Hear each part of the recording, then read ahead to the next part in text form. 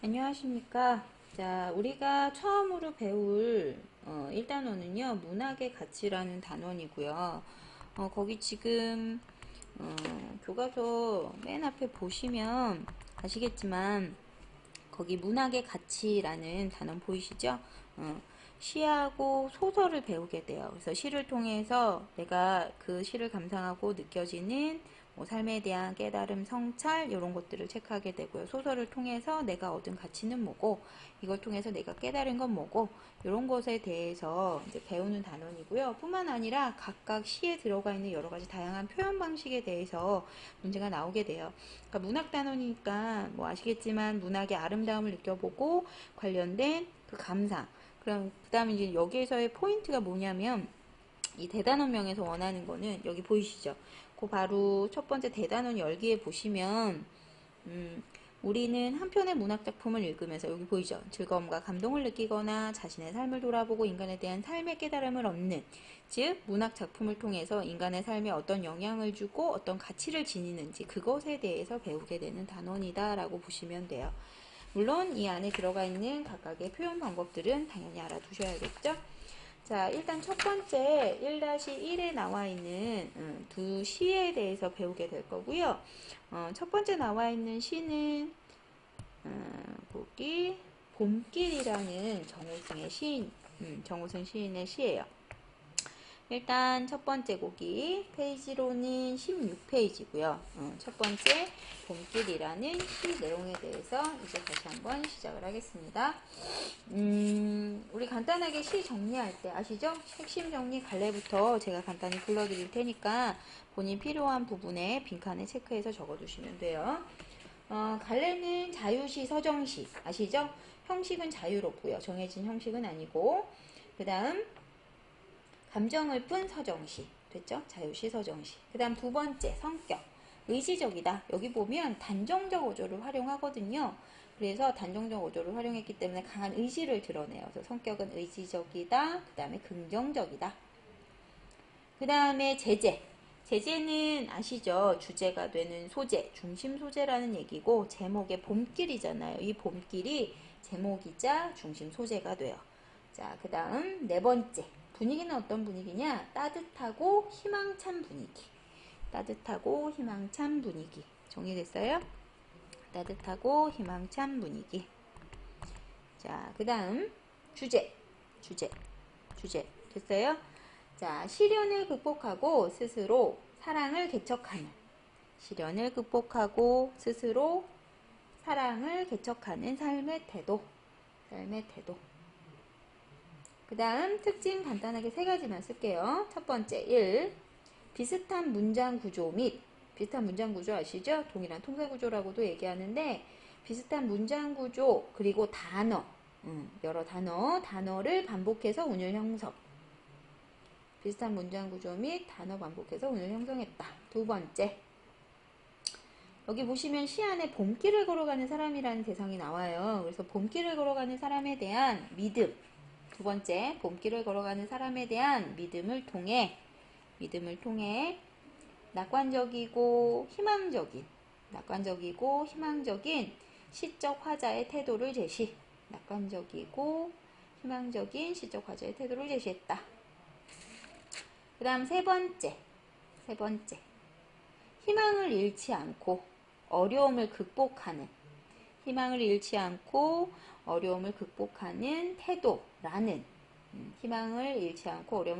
태도라는 추상적 관념 아시죠? 눈에 안 보이는 대상이야. 이런 태도, 희망적인 태도는 사실 눈에 안 보이는 거잖아. 이런 추상적 관념을 그 다음 봄길을 걸어가는 사람이라는 구체적 이미지로 제시했다.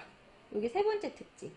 희망을 잃지 않고 어려움을 극복하는 태도라는 추상적 관념을 봄길을 걸어가는 사람이라는 구체적 이미지로 제시.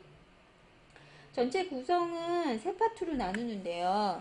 거기 보시면 길이 끝나는 곳에서도 길이 있다부터 시작해서 1, 2, 3, 4, 5, 6까지 여기까지예요.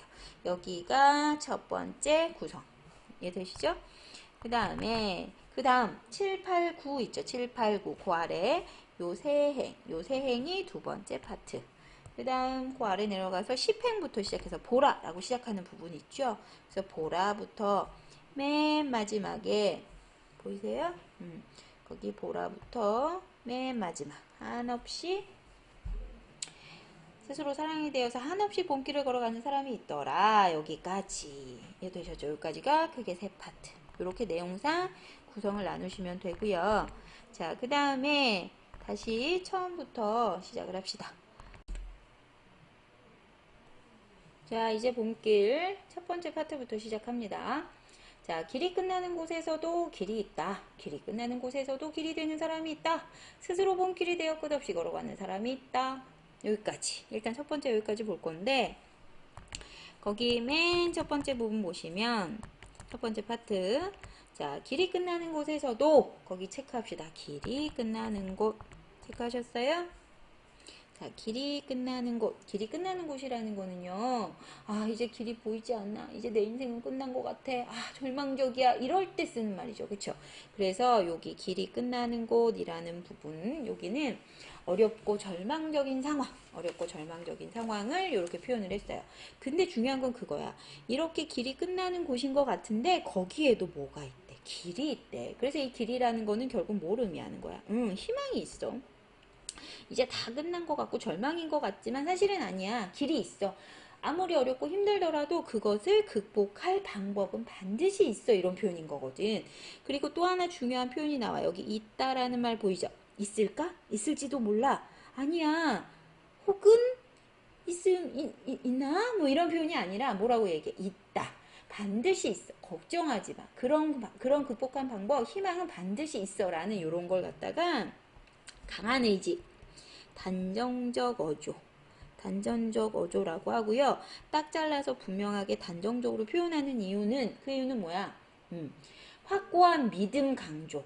확고한 믿음을 강조하고 그 강한 의지를 드러내기 위해서 단정적 어조를 쓰는 거거든요. 그리고 요 첫 번째 1, 2행에서 또 중요한 표현 방법이 나와요. 봐봐요. 길이 끝나는 곳인데 길이 있대. 이 말 자체는 말이 돼, 안 돼? 말이 안 되죠. 이런 걸 뭐라고 얘기해? 모순. 그치, 모순. 모순이라고 하고 모순된 표현을 사용하면 이런 것을 뭐라 하지? 그치, 역설법이라고 얘기를 해요.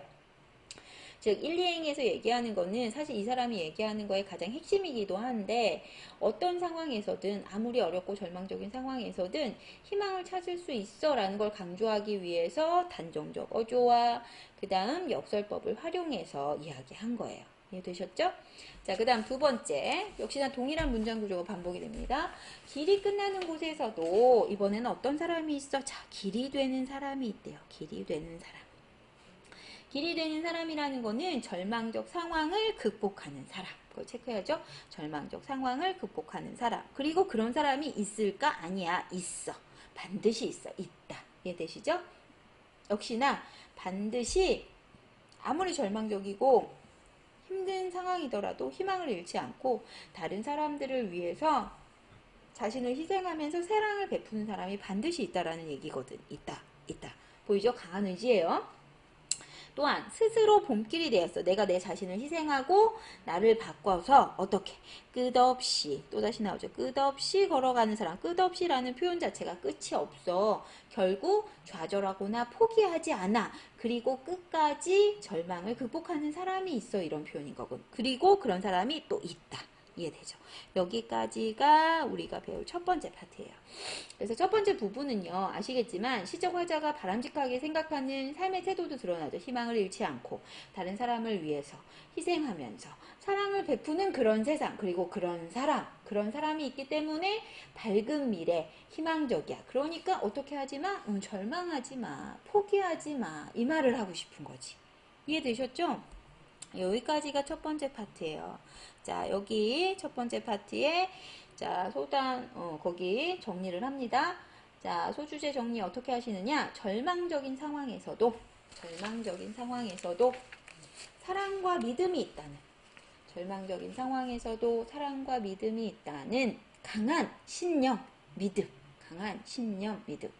절망적인 상황에서도 사랑과 믿음이 있다는, 희망이 있다는 강한 믿음, 신념. 여기까지 되셨어요? 자, 그 다음에 자, 그러면 이번에는 두 번째 파트. 자, 강물은 흐르다가 멈추고 새들은 날아가서 돌아오지 않고, 자, 하늘과 땅 사이의 모든 꽃잎은 흩어지더라도, 거기 보이시죠? 여기 여기가 7행, 8행, 9행이죠. 7행, 8행, 9행을 묶으세요. 7행, 8행, 9행을 묶으셔서 봐봐요. 강물은 흐르다가 멈춰요. 새들은 날아갔는데 돌아오지 않아요. 하늘과 땅 사이의 모든 꽃잎들은 흩어졌어요. 좋은 상황이에요? 나쁜 상황이에요? 나쁘지 않은, 이거는 좋지 않은 상황이거든요. 봐봐. 흐르다 멈추고 새는 오지 않고 꽃잎은 다 흩어졌어. 이제 끝났다는 얘기인 거잖아. 자, 그러니까 결국 중요한 게 뭐니? 요 상황은요, 요 세 가지, 7, 8, 9행의 요 세 가지, 3행에서는 얘기하는 거는 절망적인 상황. 실제로 이렇게 절망적인 상황을, 나 절망적이에요 라고 말하는 것만으로 사실 공감이 잘 가지 않잖아. 그래서 이 절망적 상황을 강물 흘렀다 멈춰요. 새들 날아가서 돌아오지 않아요. 꽃잎이 다 흩어졌어요. 라는 구체적인 상황을 통해서 보여주는 거지. 그치? 그래서 여기까지는 사랑이 소멸된 절망적인 현실, 절망적인 상황. 이해됐어요? 절망적인 상황, 절망적인 현실. 되셨죠? 자, 그리고 세 번째. 다시 한번 정리. 보라. 중요한 말 나와요. 보라라는 표현은요, 우리 보자, 볼래? 이런 표현 아니잖아. 그러니까 뭐야? 명령형. 뭐뭐 알아, 뭐뭐 어라 들어갔지? 거기를 꼭 봐라고 명령, 강한 의지를 표현하는 거고요. 자, 여기서부터 뭐가 바뀌어요? 절망적. 위에선 절망적이었잖아. 근데 여기 봐봐. 이제 절망이 아니야 라고 희망으로 전환시켜주는 부분이야. 전환. 시상이라는 건 시의 흐름이잖아. 시상과 분위기를 전환시켜주는 부분이 여기 보라부터 시작을 해요. 자, 사랑이 끝난 곳에서도요. 사랑이 끝난 곳이라는 거 요 위에서 말한 7행, 8행, 9행에서 구체적으로 제시가 되죠. 이런 절망적인 상황에서도요. 누가 있대요? 사랑으로 남아있는 사람이 있다. 그리고 스스로 사랑이 되어서 한없이, 끝없이랑 마찬가지죠. 한없이 끝없이 봄길을 걸어가는 사람이 있다. 이해되시죠? 그래서 다른 사람을 위해서 희생하며 사랑을 베푸는 사람이 있으니까 좌절하지 말아라, 절망하지 말아라 이런 얘기인 거지. 이해됐죠? 마찬가지예요. 그래서 10행부터 14행까지 요 마지막 파트도요. 여기 소주제 정리합니다. 자, 절망적인 상황에서도 사랑과 희망이 있다는, 절망적인 상황에서도 사랑과 희망이 있다는 믿음. 정리하셨어요? 믿음. 하셨나요? 자, 그 다음에 거기까지 이렇게 정리하셨으면 우리 요 아래 빈칸도 있고요. 아니면 뭐 뒷페이지에다 정리하셔도 되고요. 본인이 가장 편한 곳에다 다시 한번 정리를 할 거예요. 중요한 거 우리가 간단히 해야 되는 게 뭐냐면 여기서 말하는 중요한 말이 있어. 어디냐면 중요한 구절. 봄길 걸어가는 사람. 봄길을 걸어가는 사람 어디 있느냐. 거기 보이죠? 거기 봄길을 걸어가는 사람 맨 마지막에 다시 한번 맨 마지막에 보시면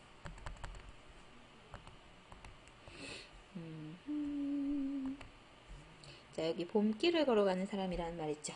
이 봄길을 걸어가는 사람이라는 게 여기서 말하는 시적 화자가 가장 중요하게 생각하는, 그리고 가장 이상적으로 생각하는 인간 유형이거든요. 그치? 그런 사람이기 때문에 거기에다 다시 한번 정리. 봄길을 걸어가는 사람의 의미야. 봄길을 걸어가는 사람의 의미는 거기 두 가지만 씁시다. 두 가지. 첫 번째, 절망적인 상황에서도 희망을 잃지 않고 극복하기 위해서 노력하는 사람. 절망적인 상황에서도 희망을 잃지 않고 극복하기 위해서 노력하는 사람. 그 다음 두 번째, 다른 사람을 위해서 하셨어요? 다른 사람을 위해서 희생하며 다른 사람을 위해서 희생하며 길을 개척해 나가는 사람. 자, 길을 개척해 나가는 사람. 그래서 우리가 여기서 알 수 있는 거, 봄길을 걸어가는 사람의 의미에서 파악할 수 있는 시적 화자가 가장 바람직하게 생각하는 삶의 모습이 또 있겠지. 그치? 그래서 거기 옆에다가 시적 화자가 바람직한 삶의 모습으로 제시한 거. 바람직한 삶의 모습. 그건 또 뭐가 있을까? 그 옆에다가 체크하셔서 다시 요것도 세 가지만 쓸 거예요. 그 세 가지를 어떻게 쓸 거냐? 첫 번째, 바람직한 삶의 모습 어떤 모습이냐? 첫 번째, 절망적인 상황에서도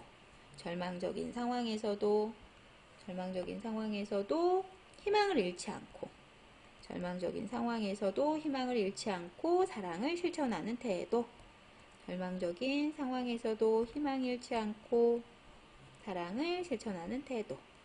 하셨어요? 그 다음 두 번째, 어렵고 힘겨운 상황에서도 좌절하지 않고 이를 극복하기 위해서 의지적으로 노력하는 태도. 어렵고 힘겨운 상황 처에도 좌절하지 않고 이를 극복하기 위해서 의지적으로 노력하는 그런 태도. 세 번째, 다른 사람을 위해서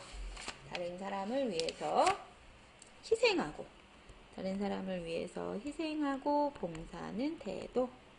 이해되셨죠? 다른 사람을 위해서 희생하고 봉사하는 태도 세 번째. 하셨나요? 자, 그 다음에 이 시에 이제 마지막으로 정리할 거. 이 시의 표현상 특징에 대해서 정리를 할 건데요. 거기 빈칸에다가 간단하게 정리 4가지 정도 쓸 거거든요. 표현상 특징. 첫 번째, 비슷한 문장 구조 반복했다. 비슷한 문장 구조를 반복해서 어떻게 하지? 비슷한 문장 구조를 반복해서 운을 형성하고 있고요. 자, 그 다음 뭐뭐이 있다. 뭐뭐이 있다를 반복해서 반복. 확고한 믿음을 드러내고 희망적인 그런 분위기를 조성하는 역할, 이런 걸 해요. 두 번째, 뭐뭐이 있다 반복. 그 다음 세 번째, 역설적 표현 사용한다 그랬죠? 역설적 표현, 모순된 표현을 사용해서 역설적 표현 활용했다. 세 번째 했어요. 그 다음 네 번째, 대조적 이미지의 식구. 대조적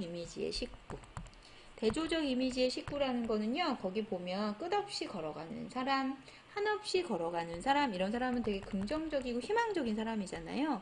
그래서 이런 사람과 더불어서, 자, 근데 부정적이고 좋지 않은 그런 구절이 있어서 강물 흐르다가 멈추고, 여기 했었죠. 새들은 날아가 돌아오지 않고 모든 꽃잎이 흩어지는 그런 상황. 요런 부정적 이미지의 식구를 대비해서 사용했다. 이해되시죠? 그래서 여기까지 우리가 첫 번째 시 봄길에 대해서 정리 다 했고요. 그 다음에 이제 두 번째 시 여기 저녁 한때라는 시에 대해서 다시 한번 정리하겠습니다. 교과서 20페이지고요. 자, 거기 다시 한번 시작합시다.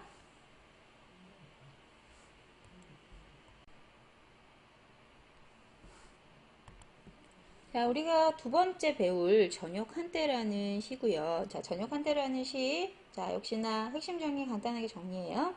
첫 번째 갈래, 자유시, 서정시 아시죠? 그 다음 두 번째 성격, 회상적, 그 다음에 향토적 아시죠?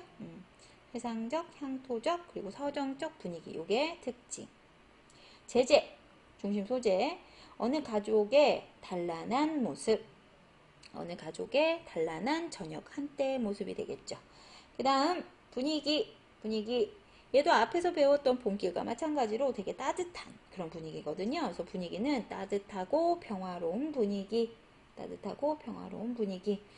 그리고 좀 아까 얘기한 거 보시면 아시겠지만 요 시는요, 가족 간의 사랑을 표현한 그런 시거든요. 그래서 주제는 가족 간의 따뜻한 사랑.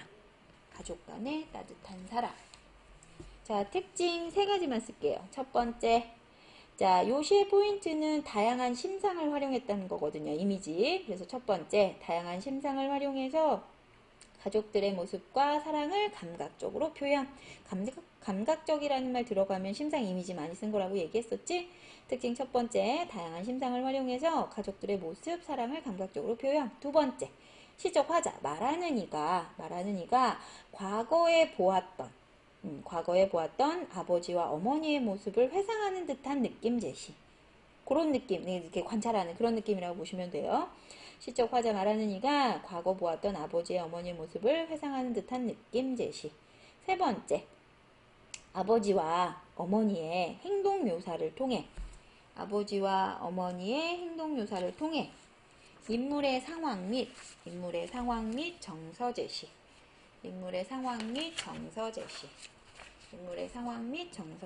여기까지 하셨어요? 자, 그러면 이제 첫 번째 형부터. 자, 거기 가볼까요? 첫 번째. 자, 시작. 1연. 자, 뒤뜰 어둠 속에. 자, 어둠 체크합니다. 어둠. 어둠이라는 거는요, 저녁이라는 시간적 배경을 제시했고요. 어둠이란 저녁이라는 시간적 배경. 그 다음, 나무찜을 부려놓고. 나무찜이라는 거는요, 아, 아빠가 이런 일을 하시는구나. 응, 그치. 아버지가 하는 일을 짐작하게 하는 그런 단어라고 보시면 되고요. 부려놓고 라는 표현에서 부리다 라는 표현은요, 사람의 등에 짊어지거나 아니면 자동차나 배 이런 것들에 이제 싣고 다니던 것을 내린다라는 의미예요. 그러니까 아버지가 나무찜을 부려놓고 내려놓고 집으로 돌아오셨을 때 이 표현인 거야. 자, 어머니는 무 한쪽을 예쁘게, 자, 그냥이 아니라 예쁘게 깎아내셨다라고 표현했어요. 자, 무라는 게 어디서나 구할 수 있는 아주 소박한, 아주 흔한 음식이잖아요. 근데 이 무 한쪽이더라도 아버지를 위해서 예쁘게 깎아내셨다라는 표현은 소박한 음식이지만, 거기다 쓰셔야 돼요. 소박한 음식이지만 아버지를 대하는 정성스러운 태도, 아버지를 대하는 정성스러운 태도를 의미해요. 그리고 여기에서 드러난 거 아시죠? 어머니가 예쁘게 깎아낸 무 한 조각이라는 시각적, 그치, 시각적 이미지가 제시가 되죠. 그래서 첫 번째는 여기까지. 첫 번째요. 일을 마치고 돌아온 아버지를 맞이하는 어머니. 일을 마치고 돌아온 아버지를 맞이하는 어머니. 이렇게 소주제 정리 하셨어요? 일을 마치고 돌아온 아버지를 맞이하는 어머니. 자, 그 다음 아버지의 태도야. 봐봐. 말할 힘조차 없는지 무 쪽을 받아든 채 아궁이 앞에 털썩 주저앉으시는데 누가 그런 거야? 우리 아빠가. 그러니까 우리 아빠가 너무 힘들었던 거야. 아버지의 노동의 강도가 엄청 셌다는 거지. 아빠가 너무 힘들게 일을 하고 오셨어요. 그 얘기인 거예요. 그런 모습을 표현한 거고요. 자, 그 다음. 자, 거기 환히 드러난 아버지 이마에, 환히 드러난 아버지 이마에 흘러난 진땀이 마르지 않고 있었다. 여기 체크. 환히 드러난 아버지 땀이 흘러져 있는데 얼마나 고되고 힘든지 이제는 우리 흔히 그런 표현 쓰잖아. 팔 하나 올릴 힘도 없어. 그런 모습인 거야. 환히 드러난 아버지 이마 진땀이 있는데도 그거를 그대로 뒀더라. 그만큼 아빠가 힘들게 일하셨다.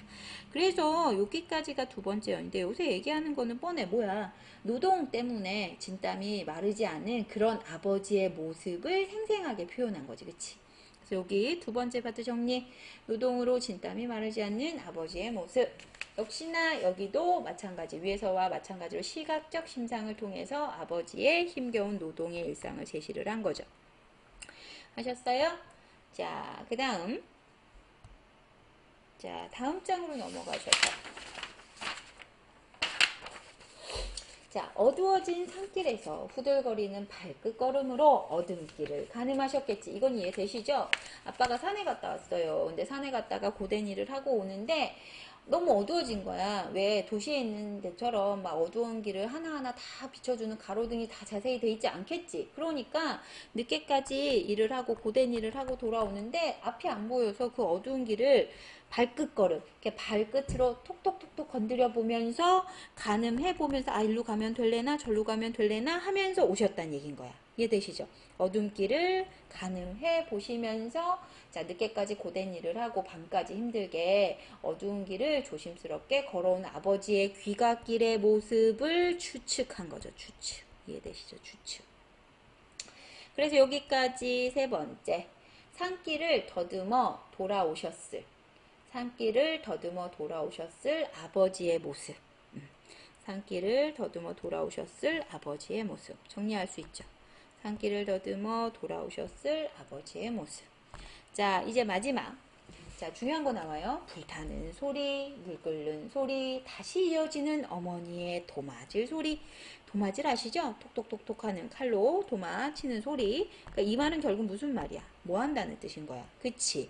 여기에서는 음식한다는 거야. 누구를 위해서? 아버지를 위해서. 근데 그걸 뭘로 표현했어? 소리, 소리, 소리. 보이죠? 자, 그래서 힘들게 일하고 왔어. 힘들게 일하고 온 아버지를 위해서 어머니가 해줄 수 있는 거는 아버지를 위한 저녁을 준비하는 거지. 그치? 그래서 밥을 통해서 아버지에 대한 어머니의 뭐를, 그치, 러브러브 사랑을 어떻게 표현한 거? 청각적 심상으로. 이해되시죠? 청각적 심상 이미지로. 청각적 심상 이미지로 표현을 한 거예요. 이해되셨어요? 자, 그리고 중요한 거. 이러한 모든 소리들이 한데 어우러져서 아버지를 감싸고 있었더라. 아버지를 감싸고, 그러니까 어머니의 사랑이 아버지를 감싸 안으면서 아버지가 그 안에서 편안하게 휴식을 취하고 계셨더라. 이런 표현인 거거든. 그치? 그래서 여기에서 드러나는 거는요. 여기 정리합니다. 가족을 위해서 노동을 하고 돌아온, 일을 하고 돌아온 아버지에 대한 가족의 사랑 제시. 가족의 사랑 제시. 그리고 여기서 중요한 거 하나 더. 우리 앞에서도 공감각적 이미지 배웠었죠. 근데 여기 보시면 청각, 이러한 소리들이 아버지를 감싸고 있었대요. 그런 모습을 표현한 거잖아요. 자, 두 가지 이상이 쓰였으니까 공감각적 이미지라고 표현할 수 있고요. 그리고 하나 더.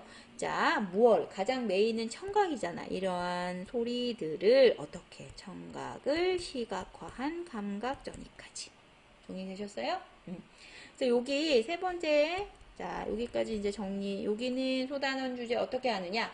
저녁을 준비하는, 세 번째는 저녁을 준비하는 단란한, 가정의 모습. 저녁을 준비하는 단란한 가정의 모습. 자, 거기까지 정리하셨어요?